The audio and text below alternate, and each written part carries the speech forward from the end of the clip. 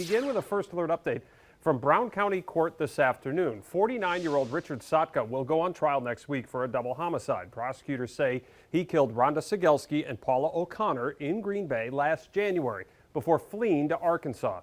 Another charge of bail jumping was added today, bringing the total number of charges he faces to 8, including 2 counts of first-degree intentional homicide. Brittany Schmidt was in court today. She'll be covering this trial for us, joins us now.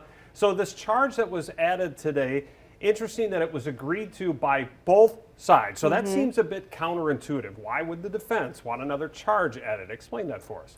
It's really to help the jury when they go into deliberations so that they don't get confused about some of the charges. So here's why they did it. So Sotka is facing now 8 charges, but originally there were 2 cases that were put together. The first case was those 2 first-degree intentional homicide charges, and then there was 1 bail jumping charge attached to that.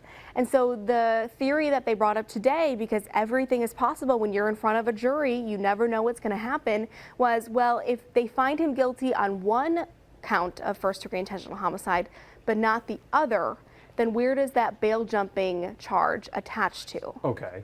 So now, so that it's not confusing to the jury when they go into deliberations to figure out where that goes, they've now added a bail jumping charge to each homicide charge.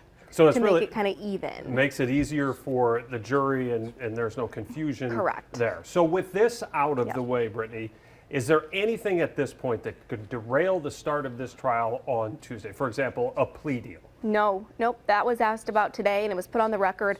Actually, we just learned today that there was a plea offered by the prosecution earlier this month, and well, I guess it's March 1st, so last month, February 13th, but the defense declined it, and the judge even asked Sotka today if that's what happened, and he said, yep, we don't want the deal, so they're going to trial next week. All right, and there's no double jeopardy. You can't bring that one back. You don't get a mulligan on that. So how long do they expect this trial to go? Jury selection, again, will be on Tuesday. How long do they expect this to go?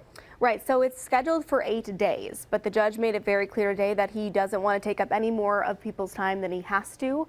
He wants them to be efficient. So Tuesday is jury selection. That happens, I believe it starts at 1:30, so it's the afternoon. So could we hear opening statements on Tuesday?